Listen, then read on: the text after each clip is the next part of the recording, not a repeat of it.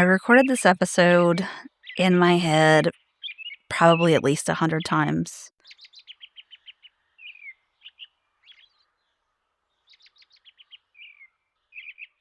This is the Tri-State Time Machine, and I'm your host, Vanessa. It's important to tell you, or lead with this in some way, that the longer that you disappear creatively, the harder it feels to come back. So with that said, a few honest thoughts on why I disappeared. It's safe to say that at the top of that list would be exhaustion. Not like the kind where you need a few more hours of sleep or a little nap. I mean the kind that puts you into the rut of knowing that there's so much to tackle, but no clear knowledge of where to start. So I haven't. I didn't. And here we are now. And then, of course, there's the career change. I had to be all in to learn my new role. So for those of you that don't know me in real life or follow me on socials or anything like that, I left Safety Town for the city of Huntington. So as my friends jokingly like to call me, the Safety Town Queen, that is no more. I took a job at the historic Keith Albee Theater, or Performing Arts Series, or Arts Center. Goodness, I know you guys missed my fumbling of words. Anyways, I am the event manager, and this job it's so me. Like, it's so fun. The people here are amazing. And this new role, while obviously becoming very quickly my favorite one, it has a huge, peopling factor. And I'm realizing at this phase of my life that I absolutely need a break from being, on, so to say. Having still not yet processed how losing my mom significantly impacted my day-to-day, it's still a factor too. I mean, it's been 2 years, but it's still a big factor. Maybe that needs to be saved for therapy, I don't know. Or another episode, we'll see. Both are equally as good for my soul, so just pause on that and we'll come back. Anyways, the longer time that I allowed to lapse, the biggest hindering I felt like I had let too much time pass, and no one would care if I came back or not. And I guess we can touch a little bit more on the things that have changed since starting on this podcast. And I guess I need to take it pretty far back in case someone's new here. So anyone that is new, I'm not the original host of Tri-State Time Machine, and that's not even the original name. It was Huntington Tri-State Time Machine. I came on as a guest for Safety Town, and then very quickly became the co-host to The Best Human. He taught me so much in a very short time, and losing him, having just lost my mom a month prior, it wrecked me in ways that I'm sure I don't fully understand yet. I don't know. It's weird. Anyways, stick with me. I'm going to be super vulnerable here and give you a little backstory. I lost my mom, and WG had not reached out to me at all. I knew in my heart that he must be in a very bad place health-wise, or something terrible had happened. I had called him and texted, and I was getting no response. The last that we had recorded together was December 5th of 2023. We spoke on the phone at some point that week, as we always did. We usually talked on the phone daily. He had let me know that we were taking Christmas and New Year's off, which was fine by me. You know, busy mom, family, work, all the things. So it wasn't a big deal. He was doing him, I was doing me. On December 20th, I was actually at lunch with a girlfriend of mine, and I got a phone call that my mom had been in a horrific wreck, and she didn't survive. It's sort of I didn't anticipate getting choked up. It's sort of a blur during the next few weeks. Tragedy like that, it's indescribable.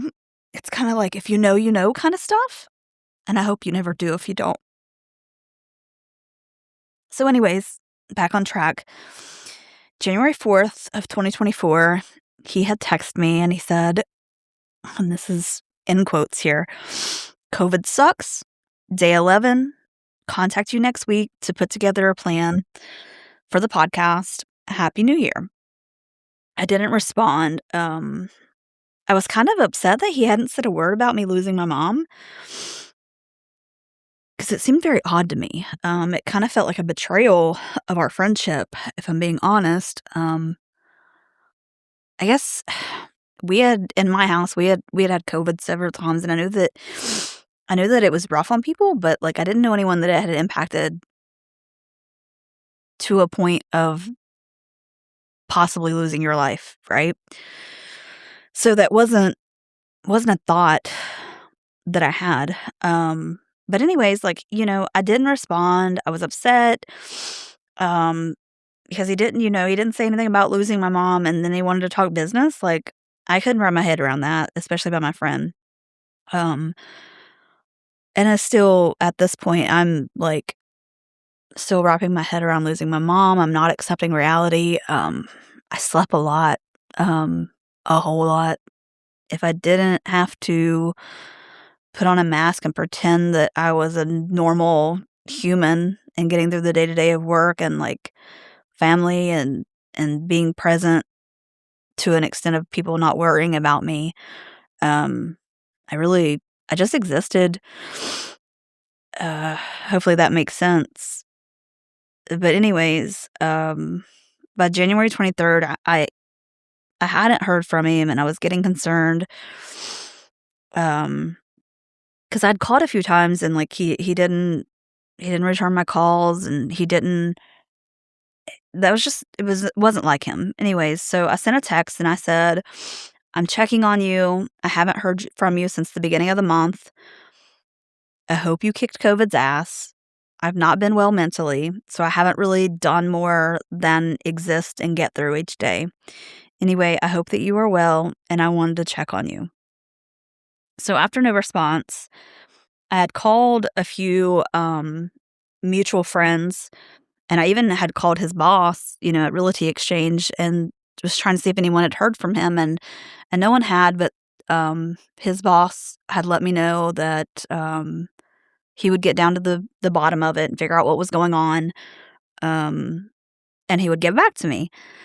Um, of course, I could have just went to his house or something like that, but I didn't feel like that was my place, so I just waited for someone to reach back out, hoping that they would just reach out with news that would be, like, perfectly WG, like, something totally crazy, like he had a wild night out and he lost his phone, or he broke it, or he took off on some random trip and didn't tell anybody, and he's having the time of his life, that's really what I had expected, literally anything besides the actual phone call that I received. Um, the news left me, I guess, kind of, like, void of emotion. I couldn't accept the reality at all. He passed away on the 30th, so if you're keeping up, that's 41 days between losing my mom in a horrific car crash and then losing my friend and co-host for this podcast. So anyway, try not to get emotional here. Um, these 2 losses, they really broke me. I don't know that I'm ever gonna be the same. I said I wasn't gonna get emotional, but God. Anyways, not a single day has passed that I haven't shed a tear, um, since the day I got the phone call at lunch with my girlfriend about my mom. It's strange, grief. And it's not that I'm not happy now, I am very happy. It just feels like parts of me don't exist anymore. Anyways, back to the point.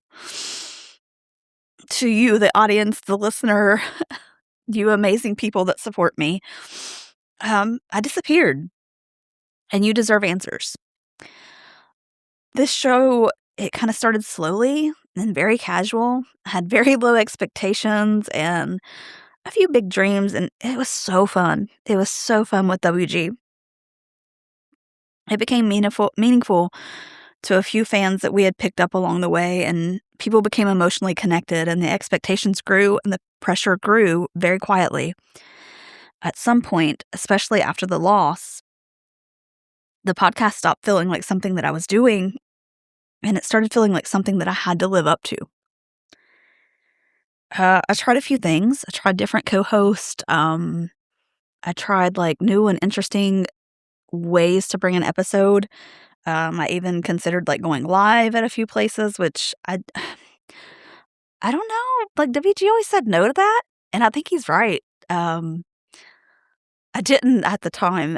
We nodded heads over that, but, or butted heads, but, I think he's right. Anyways, um, a big piece to the bigger picture of Tri-State Time Machine